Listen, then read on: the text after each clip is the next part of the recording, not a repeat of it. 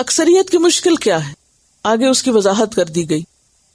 وَمَا يَتَّبِعُ أَكْثَرُهُمْ إِلَّا ظَنًّا، اور نہیں پیروی کرتے ان میں سے اکثر مگر ظن کی. مشکل یہ ہے کہ ہدایت کو چھوڑ کر کس کی پیروی کر رہے ہیں؟ ظن کی.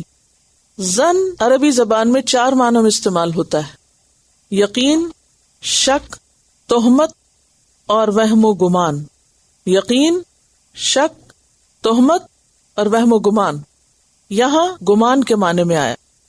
ان میں سے اکثر گمان کی پیروی کرتے ہیں، وہم کی پیروی کرتے ہیں، محض خیالات کی پیروی کر رہے ہیں جن کی کچھ حقیقت نہیں. کس معاملے میں؟ بتوں کی پوجا کے معاملے میں، یا اپنی زندگی کا جو طریقہ انہوں نے اختیار کر رکھا ہے. ان الظن، بے شک گمان، لا یغنی، نہیں کام آتا، من الحق شیئا، حق کے معاملے میں کچھ کام نہیں آتا. حق کو تو واضح بنیاد اور دلیل چاہیے ہوتی ہے. یغنی کا لفظ غنی سے ہے، غین نون یہ، کسی چیز سے بے نیاز کرنا، کسی چیز کے قائم مقام ہو کر اس کی ضرورت پوری کرنا. غنی کا کیا معنی؟ کسی چیز کے قائم مقام ہو کر اس کی ضرورت پوری کرنا.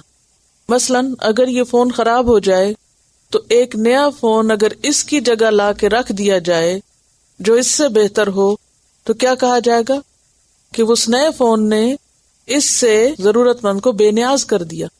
اب اس کی ضرورت نہیں ہے کیونکہ اس کی جگہ بہتر چیز آ گئی ہے. اب دیکھیے کہ زندگی گزارنے کے لیے 2 چیزیں ہوتی ہیں انسان کے سامنے.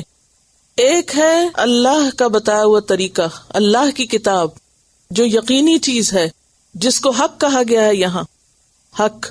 دوسرا ہے انسانوں کے اپنے خیالات، وہم و گمان یا ان کے آباء و اجداد کے طریقے، آباء کی تقلید، معاشرے کے رجحانات، سوسائٹی کے پریشرز وغیرہ وغیرہ.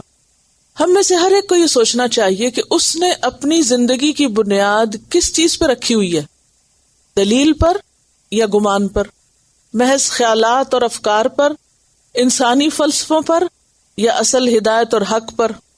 یہ ہم سب کے لیے ایک سوال ہے، صرف ان کے لیے نہیں، ہم سب، کیونکہ اکثر ہم کی بات ہو رہی ہے نا. میجورٹی لوگوں کی جو ہے وہ دلیل پر نہیں جیتی بلکہ کس کو اختیار کیا ہوا ہے؟ گمان کو. تو یاد رکھے کہ گمان جو ہے اگر اس کو حق کی جگہ لا کے رکھ دیا جائے تو وہ فائدہ نہ دے گا کچھ بھی. مثلاً اگر اس ٹیلی فون کی بجائے کوئی فیک کھلونا رکھ دیا جائے یہاں تو وہ کام نہ دے گا. اگر زندگی گزارنے کے لیے ہم نے صحیح رہنمائی کا رستہ چھوڑ کر محض اپنے خیالات کو بنیاد بنایا تو اللہ کے ہاں کام نہ آئے گا کچھ بھی. محض خواہشات، خیالات، افکار، وہم و گمان پر گزاری ہوئی زندگی اللہ کے ہاں کوئی قدر و قیمت نہیں رکھتی. ہم کچھ بھی کریں، چھوٹا کام ہو یا بڑا، فائدہ اس میں کہ اس کو دلیل کے ساتھ کریں، یقین کے ساتھ کریں، کنوکشن کے ساتھ کریں، گمان کے ساتھ نہیں.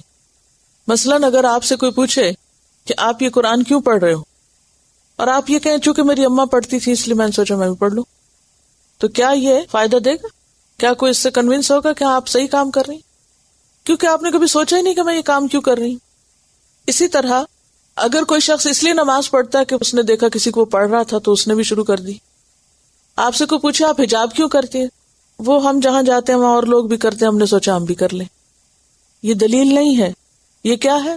تقلید ہے لوگوں کی، دیکھا دیکھی، محض ایک رواج یا محض کسی سے انفلوئنس ہو کے کوئی کام شروع کر دینا. کوئی سالڈ بنیاد نہیں کسی بھی کام کے کرنے کی.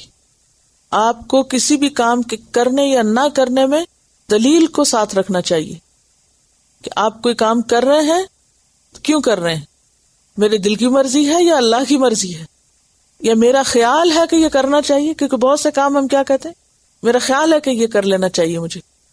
خیال نہیں چلتا، خیال اور یقین 2 الگ الگ چیزیں. یہاں یہی بتایا جا رہا ہے کہ اکثریت گمراہی کے راستے پر کیوں ہے یا اکثریت ہدایت پر کیوں نہیں، کیونکہ اکثریت گمان کی پیروی کرتی ہے، خیالوں میں جیتی ہے. اور بات اصل میں یہ ہے کہ گمان حق کے مقابلے میں کوئی حیثیت رکھتا ہی نہیں. ان اللہ علیم بما یفعلون، بے شک اللہ خوب جانتا ہے جو کچھ وہ کر رہے ہیں. کون؟ وہ مشرکین یا باقی لوگ بھی جو کچھ کر رہے ہیں وہ سب اللہ کو خبر ہے.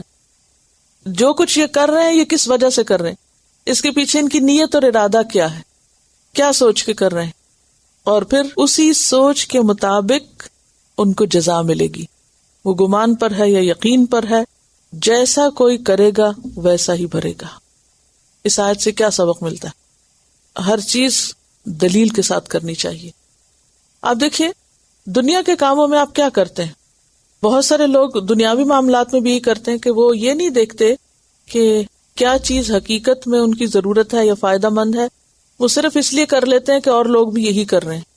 اور یہ بالکل ایک بچگانہ امیچور سوچ ہوتی ہے. جیسے بچے ہوتے ہیں نا, اگر وہ کسی کے ہاتھ میں کوئی کھلونا دیکھے تو کیا کہتے ہیں, ہمیں وہ وہی چاہیے, وہی لینا. اگر ان سے پوچھیں کہ تم ذرا یہ بتاؤ کہ لینا کیوں ہے, ثابت کرو, اپنے کیس کو پروو کرو, تو وہ کیا کہیں گے, چونکہ میرے دوستوں کے پاس یہی ہے. یہ نہیں پتا اس کا فائدہ کیا ہے. مثال کے طور پر اگر ہم کہیں پر کھانا کھائیں اور وہ کھانا ہمیں بہت پسند آئے, اور پھر ہم وہاں بیٹھ کے گمان کریں کہ اچھا میرا خیال ہے اس میں یہ اور یہ چیز ہے, یعنی اس ریسیپی میں یہ چیزیں ہو سکتی ہیں, اور ریسیپی معلوم نہ کریں, اور گھر آ کر محض گمان کی بنیاد پر وہ چیز بنائیں, تو کیا اس کا وہ ٹیسٹ یا ذائقہ بن سکتا ہے؟ نہیں بن سکتا. اور اگر آپ کے پاس صحیح علم ہو, ریسیپی صحیح ہو, اور اس کے سارے اندازے بھی درست ہوں, یعنی پورے پیمانے ویسے کے ویسے ہی ہوں, تو ہو سکتا ہے کہ پھر وہ ویسا بن جائے. نبی صلی اللہ علیہ وسلم کی محبت لوگ بہت دعویٰ کرتے ہیں اس کا, لیکن عموماً اس محبت کے پیچھے کوئی بنیاد نہیں ہوتی.